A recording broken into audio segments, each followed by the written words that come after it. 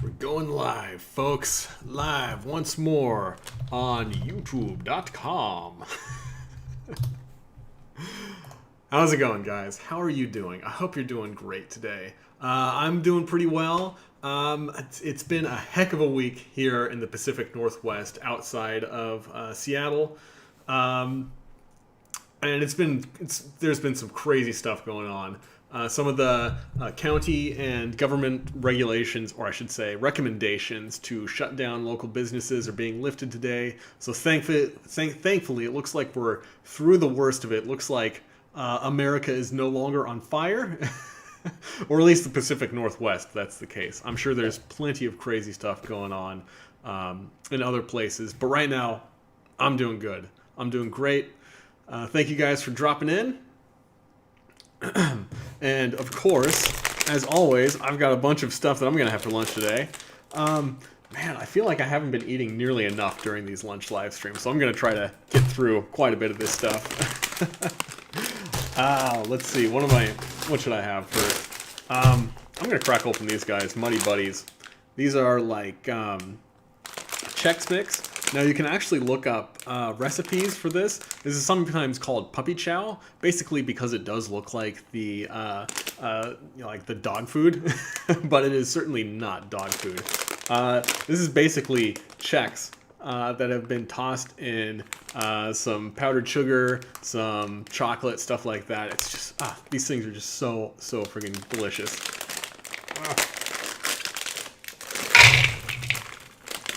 So I got two varieties of these Muddy Buddies. This is the peanut butter chocolate. And this one is the cookies and cream.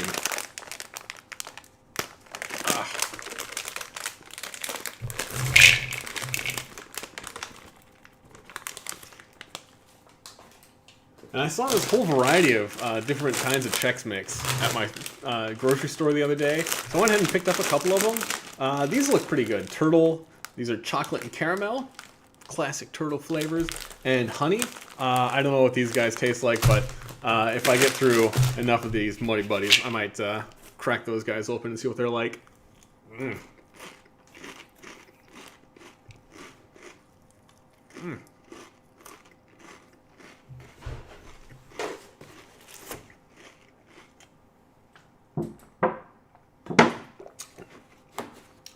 Oh man. I know these things are supposed to be like a snack food, but these are like dessert. These are so sweet. Mm. Yeah, those cookies and cream, like, they taste a little bit like Oreos, except, I don't know, a texture that I really enjoy. Mmm.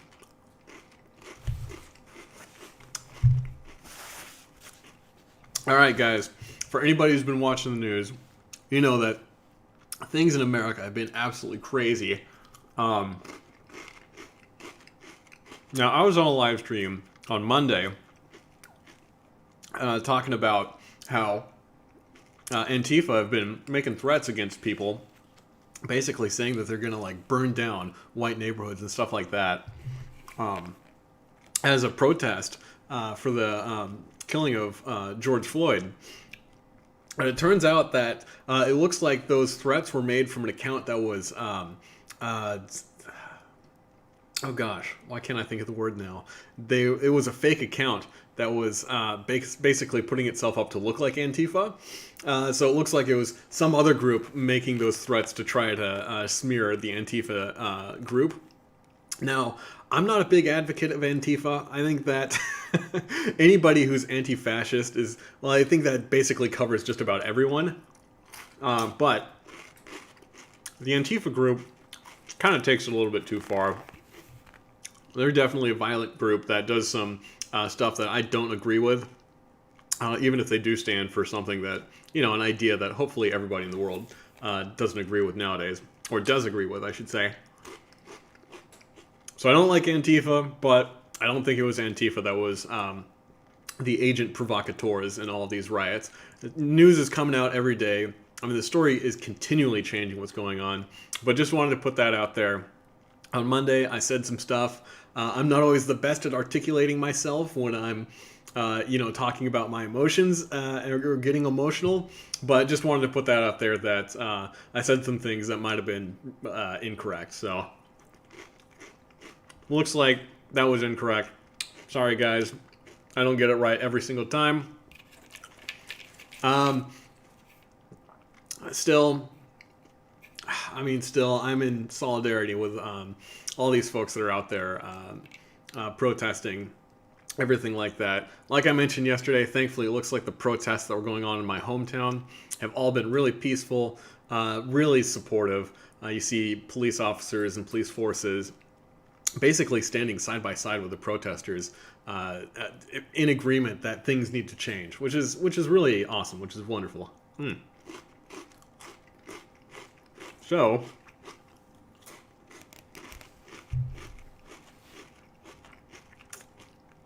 that brings me to what I was talking about yesterday, which yesterday I was absolutely exhausted, so I thought it'd be cool to talk about exercise recovery and stuff. And I really did hit on a bunch of like the theoretical stuff, which I find super interesting. Like that's the stuff that I really love to talk about. But I know that when you're talking about theoretical things that are theoretical ideas that are a little bit abstract, it's a little bit tough to like actually apply them, and it's a little bit tough to see how they would work in real life.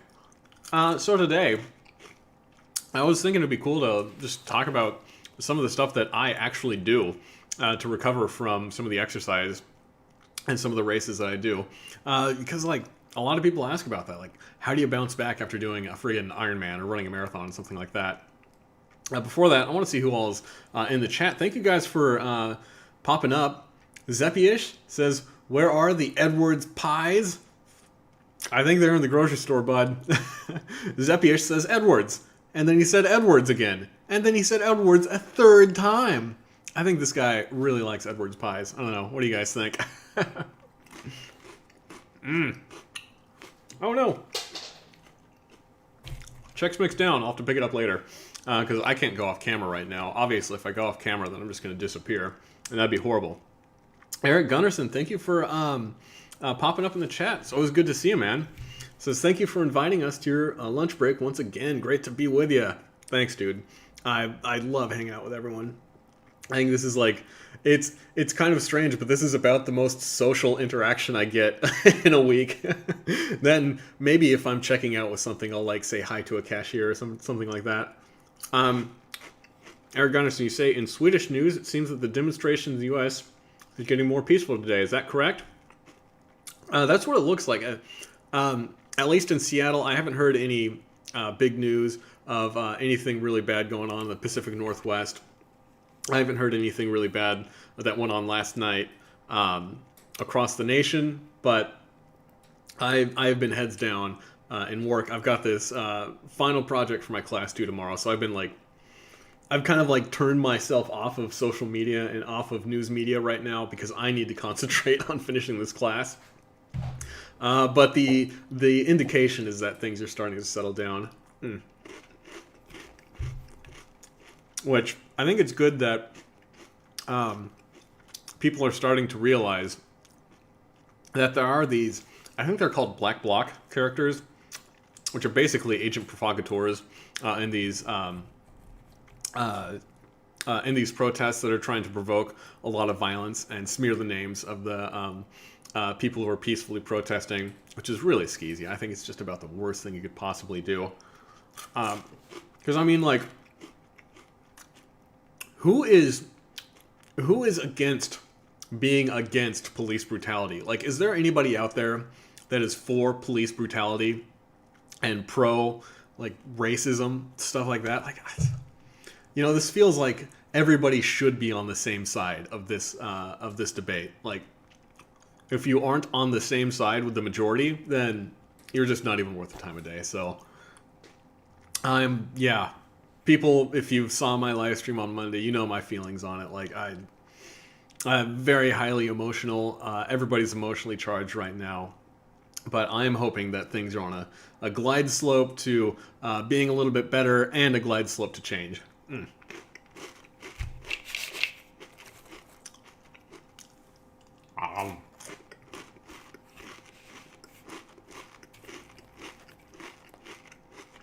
Oh my gosh. Anybody who's popping in, I'm eating Muddy Buddies Chex Mix snacks. I think that these things are so delicious. Next challenge, next cereal challenge I'm going to have to do, going to be a bunch of bags of those guys with a bunch of milk poured over on top. Turn this stuff into some cereal. I think that would be delicious. Mm.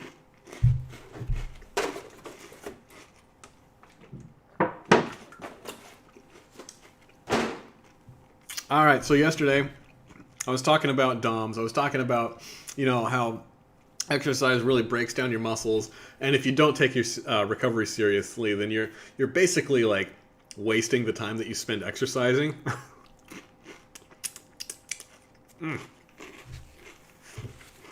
So, it's kind of interesting to think of like what exactly is exercise recovery, and think of what your goals when you're considering how to recover from exercise should be. A lot of people have the mistaken impression that the best way to recover from exercise is do whatever you can to feel as good as possible, as quickly as possible, so you're able to get back to it, get back to exercising as hard as possible, as soon as possible, which is not really the case. I mean, you think like exercise is kind of tedious. Most people don't actually enjoy doing it. Like, they really enjoy the results of it, but the actual, process of exercise and working out, not the most fun thing in the world.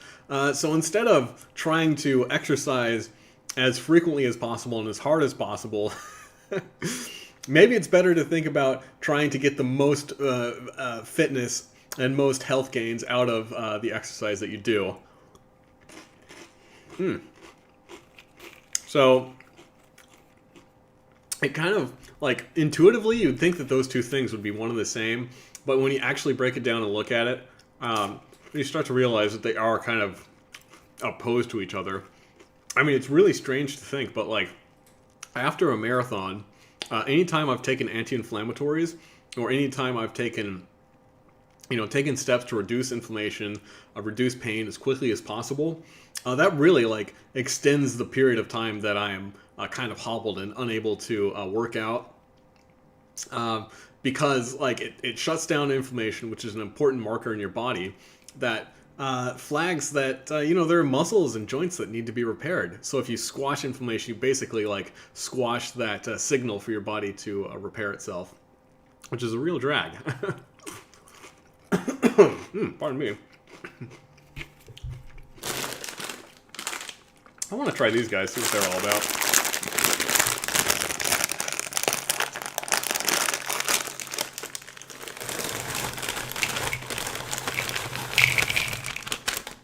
Ooh.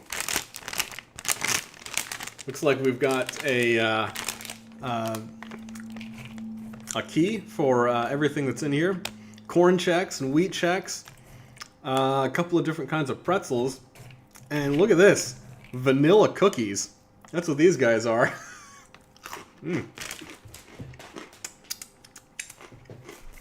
Interesting. Okay, so anyway. Oh my gosh, that's really good. Like crystallized honey on these things. Yeah, if you need a sweet and salty snack. Oh my goodness, grab some Chex Mix. I don't know why I don't know why I don't eat Chex Mix more often. Like, it's so good, and it's such a convenient snack. It's really delicious. Okay. So back to it. Like, when I'm thinking about exercise recovery, I am really thinking about how to maximize the gains of that I get from the exercise that I do. Which is, if after working out, if I feel a little bit sluggish, if I feel a little bit in pain, if I've got some inflammation, like, that's okay. I feel like too many people just demonize it and think inflammation is just pure evil all the time. Where too much inflammation is kind of like a signal that, something bad is going on. But inflammation itself, unless it's getting out of control and actually doing like mechanical damage to your body, like it's blocking off, joints might become so inflamed that it's blocking off circulation, for example. Like, that's obviously bad. But Minor inflammation, the kind you get from exercise, not too bad. It makes you feel a little bit uncomfortable for a while, but that's about it. Like, that's the biggest negative thing there is. um, but yeah, if you let your body like stay in this kind of inflamed state for a while, then it does, that's when your body's taking action to like recover and build yourself up even stronger than before. And that's basically done through circulation around your body, right? I mean, it kind of makes sense. Like, all that protein gets broken down into amino acids and blood sugar. It's glucose that's in your bloodstream. It circulates all around your body, and that's how nutrients are delivered to the muscles and the joints and everything along those lines so that they can repair themselves.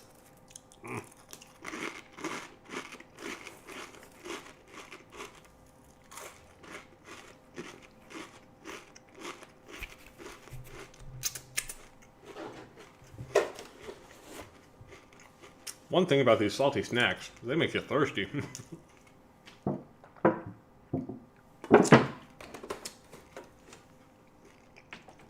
I'm almost out of this stuff, so I think I need to make a grocery run this afternoon. Yeah, so sometimes it is better to just like sit and instead of taking anti-inflammatories and icing down your joints and everything like that, sometimes it is better to just sit and kind of bear it for a couple of hours or for a day or something. Let your body go through that natural process. And I found that, if I do take anti-inflammatories too frequently after working out or during working out, then the result is that I'm actually more likely to get injured, which is kind of strange when you think about it, but there you go. So yeah, that circulation point is another like interesting point. Like, if you just hang out and you're just doing, passive recovery, just sitting on the couch, you got blood pumping through your muscles basically nonstop all the time, but you really don't have much blood pumping through to your tendons and to your ligaments and that connective tissue in between. So you only get circulation to your connective tissue when you are moving. So that's like what the difference is between active and passive recovery, where with active recovery, you do get some of that circulation going through your joints, through your tendons, and it does allow the rebuilding of your tendons, which is a little bit different than your muscles, of course. Unfortunately, tendons tend to break down more slowly than muscles, but they also rebuild much more slowly than muscles. So if you do some really like traumatic damage to a muscle, it might be back in shape in like a week or 2 weeks. But for a tendon, it can take months for those things to repair if you do have a tendon injury. There we go. See if I can talk. Pardon me. Eric Gunnarsson, I see you got a great question there. Says, if you do some heavy weightlifting for 1 day, for how long is it optimal to rest before training again? Well, I mentioned yesterday that when you do, hormetic damage to your muscles, like I'm talking about 1 rep max deadlifting, or I've got this ridiculous workout that I used to do every now and then. I don't do it anymore because it would just, like, I would be decommissioned for so long after this, where I would get a barbell loaded up with my body weight and do 50, I'd say like 3/4 squats or maybe full squats, something around there. But I would just keep on doing squats as many sets as it took until I hit 50 reps. And like my first 2 sets might be 5 or 6 reps. And then it would slowly like diminish as I passed like 20, 30, 40 reps. And by the time I got to 50, I was doing like, 1 to 2 reps per set with like 3 minutes of rest in between. Now, if you do that kind of exercise, that's pretty heavy muscle damage that you're doing. It is still hormetic. It's not considered traumatic at that point, but not acutely traumatic. I don't know what the right term would be. It's not considered an injury, even though you are tearing your muscles up quite a bit. How about that? So if you do that, it can take as long as 6 days for muscle damage to get repaired. So like if you're on a powerlifting program, some powerlifting coaches will recommend only working out like once or twice a week. And then any day that you're not working out, you basically sit on the couch and eat a bunch of just like stuff yourself with as much milk and peanut butter and jelly sandwiches as you can to grow your muscles nice and big. And I mean that's basically because you're doing a lot of muscle damage, trying to grow your muscles as big as possible. So it's not so much a question of the joint and ligament damage that you see more often in endurance sports. So one of the reasons I do active recovery is because of the repetitive motion that you do with endurance sports. Then you're kind of breaking up your ligaments, your connective tissue. So by moving on your off days, say the day after a hard track workout, you might hop on a stationary bike to do some easy spinning, or go for an easy jog or something like that. That kind of movement, like it continually gives you a little bit of the circulation in your joints and ligaments that you need to repair any damage that you've done to those.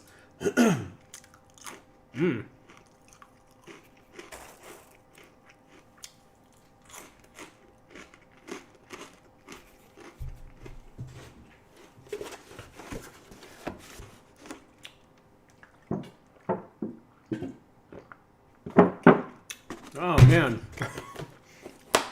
I'm out. I'm dry. That's a drag. That's all right though. So yeah, that's one of the reasons why I mix it up, do active recovery along with the passive recovery. I actually don't do very much passive recovery just because I really like working out.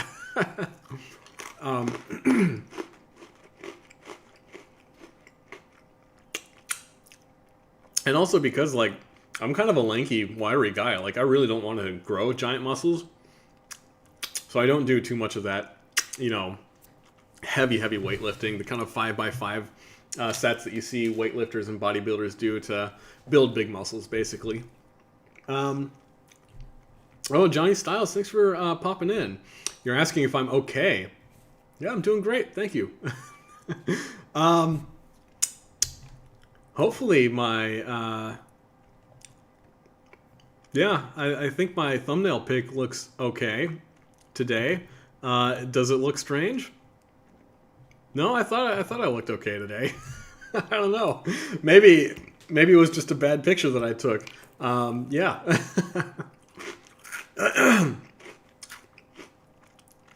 Pardon me. Now, one thing that I think is pretty interesting is icing after exercise as a form of recovery. And basically one of the reasons that a lot of people ice and do cold showers and stuff like that is basically because it is an anti-inflammatory that makes you feel good immediately afterwards. Because honestly, if you take anti-inflammatories or do something to reduce your inflammation, you are able to bounce back and exercise again as quickly as possible. But like I said, that's not generally what you want from your exercise. So if you're doing something like, I know some athletes will do some crazy stuff like race a 5K in the morning and then race a 10K in the afternoon if they're at a track competition or cross-country competition. If that's the case, that's the time when you pull out the anti-inflammatories. That's the time when you ice, you take cold showers, stuff like that. But yeah, I was reading through this article about post-exercise ice water immersion. And let's see, the abstract is ice water immersion and contrast temperature water immersion therapy post-exercise is fast becoming a commonplace practice among athletes in a variety of sports. And this was written back in 2010. So I think since then, the kind of craze of ice water and contrast immersion has come and gone, but it's still kind of interesting to look at these things. Let's see. However, there's still a lack of evidence of the sufficiently large-scale trial to support routine practice and formal incorporation into certain sporting guidance. So I could read through all of this, but it's basically just looking at a bunch of groups of athletes and seeing how they react to different forms of hot, cold, contrast showers, stuff like that. So like how long you might be in cold water and then you jump into hot water for a certain amount of time. You jump back into cold and back into hot and everything like that. Just seeing how like different times for the different for how long you're immersed into each cold and hot bath affects performance. And basically, they found that there wasn't much of a benefit to it. I think that the hot cold contrast has been shown to increase circulation. So if you do those hot cold contrast showers where you put your water as cold as possible for like 20 seconds and then go back to a hot shower for 20 seconds, you go back and forth, do that 8 or 10 times or something like that. It's kind of excruciating to do that. Like honestly, cold showers suck, but it does, if you go back and forth with the hot and cold, it does increase circulation. So it has been shown to have some effect with that. But like I said, the cold alone, it does reduce inflammation. It does make you feel better so that you're able to get back to working out as quickly as possible. But it does also blunt the hormetic effect of exercise. So if you are working out, just doing your regular exercises, you probably want to avoid the cold showers. So let's see. Yeah, the conclusions was basically they say that gave some recommendations for how to recover. For exercise recovery. And it says you should get sufficient rest to allow natural recovery to occur, i.e. basically what I've been saying. Gentle stretching helps the muscles recover faster. That's one that I think a lot of people get wrong. They've heard that static stretching has been demonized because it can increase the chance of injury, but it turns out that that's only static stretching as a warm-up. Now, static stretching as a cool-down is another way to lengthen your muscles to make sure that you don't have adhesions in your fascia that reduce your field of motion. That's not the right word. Your range of motion. There we go. That reduce your range of motion so that if you do static stretching afterwards, it does help to make sure that your muscles are basically recovering and rebuilding in the right positions. It says necessary cool down period, always good, proper diet, adequate fluid replacement, proper massage. So it's always nice to get a professional massage after working out. I found that that's pretty nice. Maybe not immediately after running a marathon, but like 2 or 3 days after running a marathon, getting a professional massage. Oh, it's wonderful. It's amazing.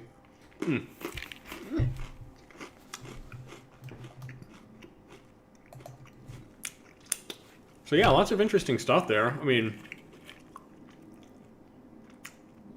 I think that too many people, basically because it's really cool to talk about how hardcore and how epic your workout was and see all these pictures of people throwing kettlebells around and lifting up giant weights and everything like that. It looks totally badass, like, but talking about how, the next day you went for a walk and that was really what helped you recover the most from your exercise.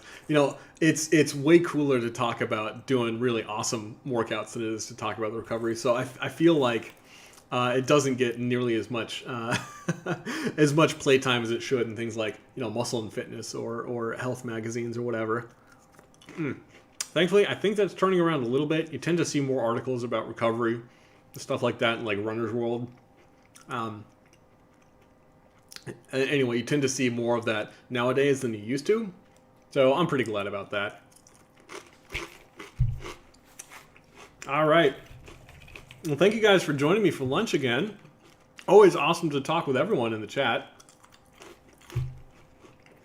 Still got a giant bowl of this stuff, but I've been working my way through it, so...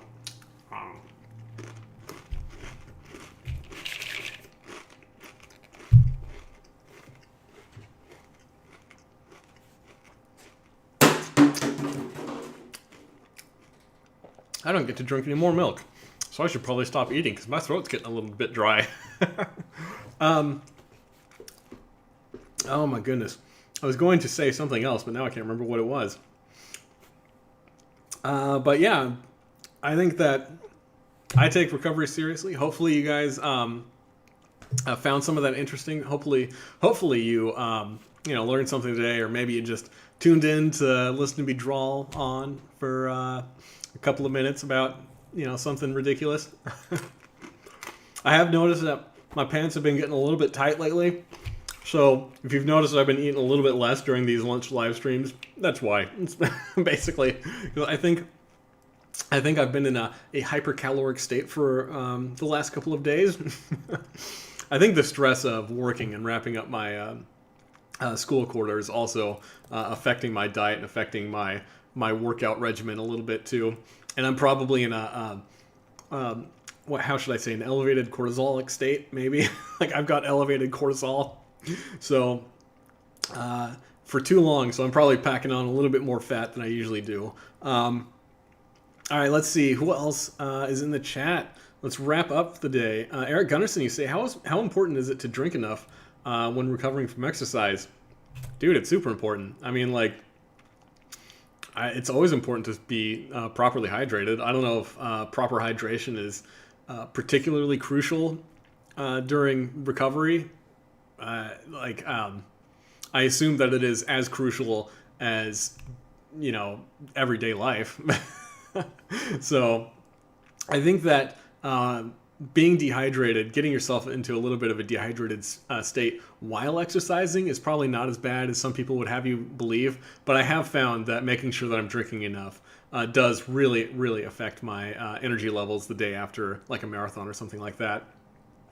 So that's why I'm usually more apt to do something like sports drinks or an electrolyte drink immediately after a marathon, as opposed to like just eating a high protein meal or something like that. Because I have found that making sure that you're properly hydrated is a pretty big deal, just for like general, feeling good.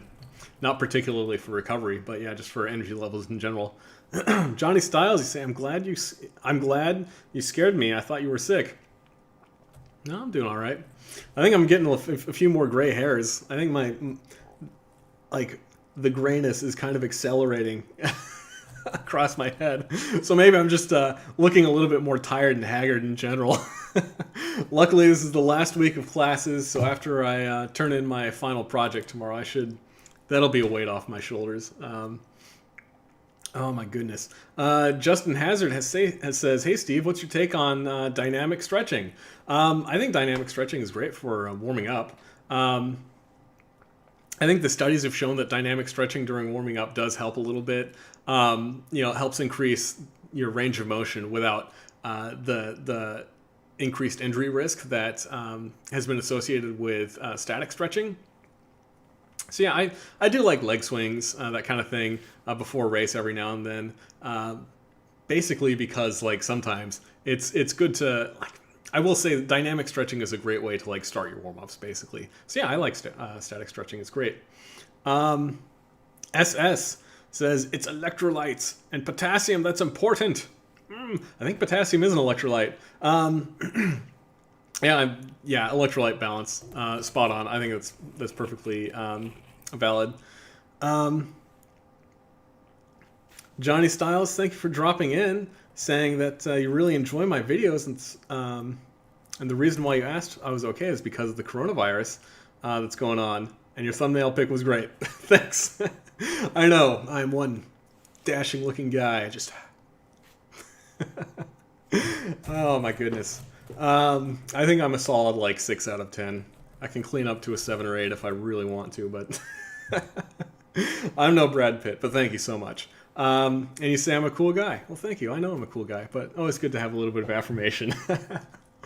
Again, thank you guys for dropping in. Always cool to see you. I'm always happy to talk about my experiences because, I mean, let's face it, I've done some really crazy things. And I don't want people to learn all the same lessons I did by the same methods that I did, which is by screwing up and hurting myself repeatedly. Oh my goodness. All right, guys. Thank you so much for dropping in. I hope everybody out there is staying safe, staying healthy, staying happy. I want you guys to know that America is not on fire. My house isn't being rioted. We don't have bedlam in the streets anymore, so I'm very grateful for that. But until next time, you guys take it easy and have a good one.